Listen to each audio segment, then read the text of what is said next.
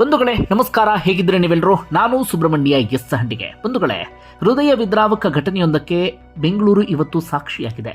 ಇಂತಹ ಪರಿಸ್ಥಿತಿ ಯಾವ ತಂದೆಗೂ ಕೂಡ ಬರಬಾರ್ದು. ತಂದೆಯ ಕಣ್ಣೆದರೆ ಎರಡು ಪುಟ್ಟ ಕಂದಮಗಳು ವಿಲವಿಲ ಒದ್ದಾಡಿ ಪ್ರಾಣವನ್ನು ಬಿಟ್ಟಿವೆ. ಬಂಧುಗಳೇ, ಒಂದು CCTV ದೃಶ್ಯವನ್ನು ಗಮನಿಸ್ತಾ ಇದ್ದೀರಿ. ಅದು ಟಿ ಆಕಾರದ ರಸ್ತೆ. ಖಾಸಗಿ ಶಾಲೆಗೆ ಸೇರಿದಂಥ ಬಸ್ ಒಂದು ಬರ್ತಾ ಇರುತ್ತೆ. ಆ ಬಸ್ ಸ್ಟ್ರೈಟ್ ಪಾಸ್ ಆಗುತ್ತೆ ಎನ್ನುವ ಕಾರಣಕ್ಕಾಗಿ, ಬಸ್ ಹೋದ್ಮೇಲೆ ಹೋಗೋಣ ಎನ್ನುವ ಕಾರಣಕ್ಕಾಗಿ ಸ್ಕೂಟಿಯಲ್ಲಿ ಬರ್ತಾ ಇದ್ದಂಥ ವ್ಯಕ್ತಿ ಸ್ಕೂಟಿಯನ್ನ ಆ ರಸ್ತೆಯ ಒಂದು ಬದಿಯಲ್ಲಿ ನಿಲ್ಲಿಸ್ತಾರೆ. ಆ ಕಡೆಯಿಂದ ಬರ್ತಾ ಇದ್ದಂಥ ಆ ಖಾಸಗಿ ಸ್ಕೂಲ್ನ ಬಸ್ನ ಚಾಲಕನಿಗೆ ಸ್ಕೂಟಿ ಬಹಳ ಸ್ಪಷ್ಟವಾಗಿ ಕಣ್ಣಿಗೆ ಕಾಣಿಸ್ತಾ ಇರುತ್ತೆ. ಆದರೂ ಕೂಡ ಏನಾಯ್ತು ಏನೋ ಗೊತ್ತಿಲ್ಲ. ಅವ್ರು ಯಾವುದಾದ್ರು ಕಡೆ ನೋಡ್ಕೊಂಡು ಬರ್ತಾ ಇದ್ರು ಏನೋ ಒಂದು ಕೂಡ ಗೊತ್ತಿಲ್ಲ.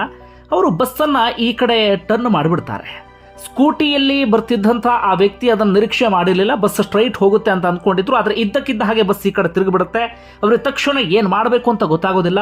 ಅವರು ಯೋಚಿಸುವಷ್ಟರಲ್ಲಿ ಆ ಬಸ್ ಬಂದು ಸ್ಕೂಟಿಗೆ ಡಿಕ್ಕಿ ಹೊಡೆದು ಬಿಡುತ್ತೆ. ಸ್ಕೂಟಿಯ ಮುಂಭಾಗದಲ್ಲೇ ಎರಡು ಪುಟ್ಟ ಕಂದಮ್ಮಗಳು ಇರುತ್ತವೆ. ಎರಡೂ ಕೂಡ ರಸ್ತೆಗೆ ಬಿದ್ದು ಬಿಡುತ್ತೆ.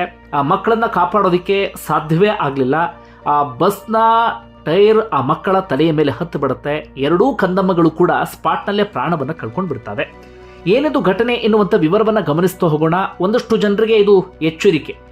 ಈ ರಸ್ತೆಯಲ್ಲಿ ವಾಹನಗಳನ್ನು ಚಲಾಯಿಸುವಂಥವರು ಎಚ್ಚರಿಕೆಯಿಂದ ಇರಲೇಬೇಕಾಗುತ್ತೆ. ಇಂತಹ ಘಟನೆಗಳನ್ನು ಗಮನಿಸಿ. ಇದೇನು ಅಂತ ಗಮನಿಸೋಣ.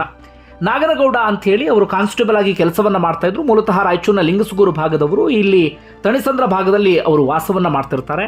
ಅವರ ಪತ್ನಿ ಈರಮ್ಮ ಅಂಥೇಳಿ ದಂಪತಿಗೆ ಇಬ್ಬರು ಮಕ್ಕಳಿರ್ತಾರೆ. ಗಂಡು ಮಗ, ಹಾಗೆ ಎರಡನೆಯದು ಹೆಣ್ಣು ಮಗು. 2 ವರ್ಷ ಅಂಥೇಳಿ ಆ ಕಂದಮ್ಮನ ಹೆಸರು. ಹಾಗೆ ಕೇವಲ 5 ದಿನಗಳ ಹಿಂದಷ್ಟೇ ಈ ನಾಗನಗೌಡ ಏನು ಮಾಡಿರ್ತಾರೆ, ತನ್ನ ಅಣ್ಣನ ಮಗಳನ್ನು ಕೂಡ, ಭಾನು ಅಂಥೇಳಿ 4 ವರ್ಷದ ಮಗು ಅದು, ಅಣ್ಣನ ಮಗಳನ್ನು ಕೂಡ ಇಲ್ಲಿಗೆ ಸ್ಕೂಲಿಗೆ ಕಳಿಸ್ಬೇಕು ಅಂಥೇಳಿ ಕರ್ಕೊಂಡು ಬಂದಿರ್ತಾರೆ. ಇವತ್ತು ಬೆಳಿಗ್ಗೆ ಏನಾಗಿದೆ ಅಂದರೆ, ಅವರು ಹಾಲು ತರೋದಿಕ್ಕೆ ಅಂಥೇಳಿ ಮನೆಯಿಂದ 200 ಮೀಟರ್ ದೂರ ಬಂದಿದ್ದಾರೆ ಅಷ್ಟೇ. ತಣಿಸಂದ್ರದ ಪೊಲೀಸ್ ಕ್ವಾರ್ಟರ್ಸ್ ಸಮೀಪದಲ್ಲಿ ಇರುವಂಥ ಆ ರಸ್ತೆಗೆ ಬರ್ತಾ ಇದ್ದ ಹಾಗೆ ಈ ದುರಂತ ಇದೀಗ ಸಂಭವಿಸಿ ಬಿಟ್ಟಿದೆ. ಈ ಘಟನೆಗೆ ಸಂಬಂಧಪಟ್ಟ ಹಾಗೆ ಸದ್ಯ ಯಾರ್ದು ತಪ್ಪು ಯಾರ್ದು ಸರಿ ಈ ರೀತಿಯಾದಂಥ ಚರ್ಚೆ ಆರಂಭದಲ್ಲಿ ನಡೀತಾನೆ ಇತ್ತು. ಆರಂಭದಲ್ಲಿ ಆ ಸ್ಕೂಟಿಯನ್ನು ಓಡಿಸ್ತಾ ಇದ್ದಂಥ ನಾಗನಗೌಡ ವಿರುದ್ಧವೂ ಕೂಡ ಒಂದಷ್ಟು ಜನ ಆಕ್ರೋಶವನ್ನು ವ್ಯಕ್ತಪಡಿಸಿದ್ರು. ಬೇಜವಾಬ್ದಾರಿ ಚಾಲನೆಗೆ ಹೀಗಾಯಿತು ಎನ್ನುವಂಥ ರೀತಿಯಲ್ಲಿ. ಕಾರಣ ನಾಗನಗೌಡ ಎರಡೂ ಮಕ್ಕಳನ್ನು ಕೂಡ ಸ್ಕೂಟಿಯಲ್ಲಿ ಮುಂಭಾಗದಲ್ಲಿ ಕೂರಿಸ್ಕೊಂಡು ಕರ್ಕೊಂಡು ಹೋಗ್ತಾ ಇದ್ರು. ಹೀಗಾಗಿ ಅವ್ರ ವಿರುದ್ಧವೂ ಕೂಡ ಒಂದಷ್ಟು ಜನ ಆಕ್ರೋಶವನ್ನು ವ್ಯಕ್ತಪಡಿಸ್ತಾ ಇದ್ರು. ಅದಾದ ಬಳಿಕ CCTV ದೃಶ್ಯ ರಿವೀಲ್ ಆಗುತ್ತೆ. CCTV ದೃಶ್ಯ ರಿವೀಲ್ ಆಗ್ತಾ ಇದ್ದ ಹಾಗೆ ಅಲ್ಲಿ ಬಸ್ ಚಾಲಕನ ಅಜಾಗರೂಕತೆ ಅಥವಾ ಬೇಜವಾಬ್ದಾರಿತನ ಬಹಳ ಸ್ಪಷ್ಟವಾಗಿ ಗೊತ್ತಾಗುತ್ತೆ. ಯಾದಗಿರಿ ಮೂಲದವರು ಮಾರಪ್ಪ ಅಂತ ಹೇಳಿ ಅವರು ಕೂಡ ಈ ಬಸ್ ಡ್ರೈವಿಂಗ್ ಕೆಲಸವನ್ನೇ ಮಾಡಿಕೊಂಡು ಬದುಕನ್ನು ಸಾಗಿಸ್ತಾ ಇದ್ರು. ಅವರು ಆಲ್ಕೋಹಾಲ್ ಸೇವನೆ ಅಂಥದ್ದೇನೂ ಕೂಡ ಮಾಡಿರಲಿಲ್ಲ. ಅವ್ರನ್ನ ಪೊಲೀಸರು ವಿಚಾರಣೆ ನಡೆಸಿದಂಥ ಸಂದರ್ಭದಲ್ಲಿ ನನ್ನ ಸ್ಕೂಟಿ ಕಣ್ಣಿಗೆ ಕಾಣಿಸ್ತಾ ಇರಲಿಲ್ಲ, ಆ ಕಾರಣಕ್ಕಾಗಿ ಹೀಗಾಯಿತು, ಉದ್ದೇಶಪೂರ್ವಕವಾಗಿ ನಾನು ಈ ರೀತಿಯಾಗಿ ಮಾಡೋದಕ್ಕೆ ಸಾಧ್ಯವೇ ಇಲ್ಲ ಎನ್ನುವಂಥ ಮಾತನ್ನು ಅವರು ಹೇಳ್ತಾ ಇದ್ದಾರೆ. ಆದರೆ ಅಲ್ಲಿ ಸ್ಪಷ್ಟವಾಗಿ ಗೊತ್ತಾಗೋದೇನಪ್ಪ ಅಂದರೆ, ಅವ್ರಿಗೆ ಕಾಣಿಸುವ ರೀತಿಯಲ್ಲಿ ಆ ಸ್ಕೂಟಿ ಇದೆ, ಆದ್ರೆ ಎಲ್ಲಿ ಎಡವಟ್ಟಾಯಿತು ಅನ್ನೋದು ಅರ್ಥ ಆಗ್ತಾ ಇಲ್ಲ. ಒಂದಷ್ಟು ಜನ ಹೇಳ್ತಿರುವ ಪ್ರಕಾರ ಅವ್ರು ಎಲ್ಲೋ ನೋಡ್ಕೊಂಡು ಬರ್ತಾ ಇದ್ರು ಎನ್ನುವ ರೀತಿಯಲ್ಲಿ. ಅಂದ್ರೆ ಪ್ರತಿದಿನ ಓಡಾಡುವ ರಸ್ತೆ ಆದಂಥ ಕಾರಣಕ್ಕಾಗಿ ರಸ್ತೆಯನ್ನ ನೋಡೋದನ್ನೇ ಮಿಸ್ ಮಾಡಿದ್ರು ಅಂತ. ಅಂದ್ರೆ ಪ್ರತಿದಿನ ಹೇಗೋ ಈ ರಸ್ತೆಯಲ್ಲಿ ಓಡಾಡ್ತೀನಿ ಎನ್ನುವ ಕಾರಣಕ್ಕಾಗಿ ಬೇಜವಾಬ್ದಾರಿತನವನ್ನು ತೋರ್ಬಿಟ್ರು ಎನ್ನುವ ರೀತಿಯಲ್ಲಿ ಒಂದಷ್ಟು ಜನ ಇದೀಗ ಮಾತಾಡ್ತಾ ಇದ್ದಾರೆ. ಯಾಕಂದ್ರೆ ಸ್ಕೂಟಿ ನೀಟಾಗಿ ಅವ್ರ ಕಣ್ಣಿಗೆ ಕಾಣುತ್ತೆ. ಅಲ್ಲಿ ಏನು ಬಹಳ ದೂರದಲ್ಲಿದೆ ಅಥವಾ ಎಲ್ಲೋ ತುಂಬ ಒಳಗಡೆ ರಸ್ತೆಯಲ್ಲಿದೆ ಆ ರೀತಿಯಲ್ಲೂ ಕೂಡ ಇಲ್ಲ, ಕಣ್ಣಿಗೆ ಕಾಣಿಸ್ತಾ ಇದೆ. ಆದರೂ ಕೂಡ ಅವ್ರಿಗೆ ಬಸ್ ಕಂಟ್ರೋಲ್ ಮಾಡೋದಕ್ಕೆ ತಕ್ಷಣ ಸಾಧ್ಯ ಆಗಲೇ ಇಲ್ಲ. ಒಂದು ಡಿಕ್ಕಿ ಹೊಡೆದಿದ್ದಾರೆ. 2 ಮಕ್ಕಳು ಕೂಡ ಕೆಳಗಡೆ ಬಿದ್ದುಬಿಟ್ಟಿದ್ದಾರೆ. ಒಂದು ವೇಳೆ ಇಬ್ಬರಿಗೆ ಇದು ಎಚ್ಚರಿಕೆಯ ಗಂಟೆ. ಒಂದು, ಮಕ್ಕಳನ್ನ ಈ ರೀತಿಯಾಗಿ ಸ್ಕೂಟಿಯ ಮುಂಭಾಗದಲ್ಲಿ ನಿಲ್ಲಿಸ್ಕೊಂಡು ಹೋಗುವಂಥವರು ಸ್ವಲ್ಪ ಎಚ್ಚರಿಕೆಯಿಂದ ಇರಿ.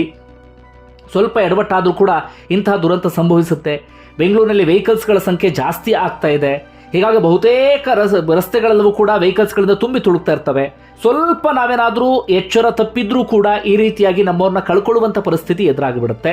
ಇನ್ನೊಂದು ಕಡೆಯಿಂದ ಈ BMTC ಬಸ್ ಓಡಿಸುವಂಥವ್ರು, KSRTC ಬಸ್ ಓಡಿಸುವಂಥವ್ರು ಅಥವಾ ಸ್ಕೂಲ್ ಬಸ್ಸನ್ನು ಡ್ರೈವ್ ಮಾಡುವಂಥವ್ರು, ನೀವು ಕೂಡ ದಯವಿಟ್ಟು ಎಚ್ಚರಿಕೆಯಿಂದ ಡ್ರೈವಿಂಗನ್ನು ಮಾಡಿ. ನಿಮ್ಮಿಂದಾಗಿ ಇನ್ನೊಬ್ಬರು ಪ್ರಾಣ ಕಳ್ಕೊಳ್ಳೋ ಪರಿಸ್ಥಿತಿನ ದಯವಿಟ್ಟು ತಂದಿಡಬೇಡಿ.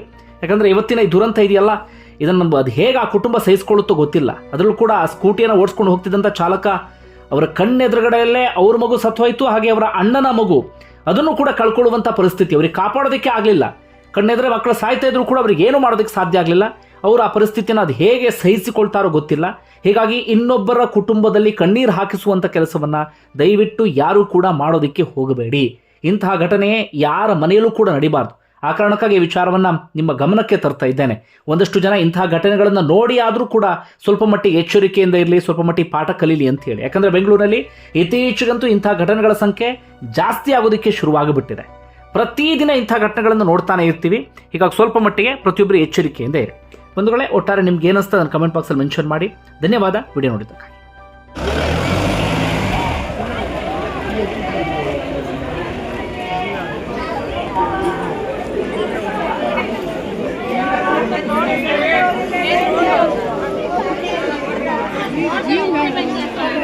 ಅಲ್ಲೇ ನೋಡ್ಲಿ ಕೊಡಪ್ಪ, ಅಲ್ಲೇ ನಿಲ್ಬೇಡಿ ನೋಡ್ದವ್ರು ಹಿಂದೆ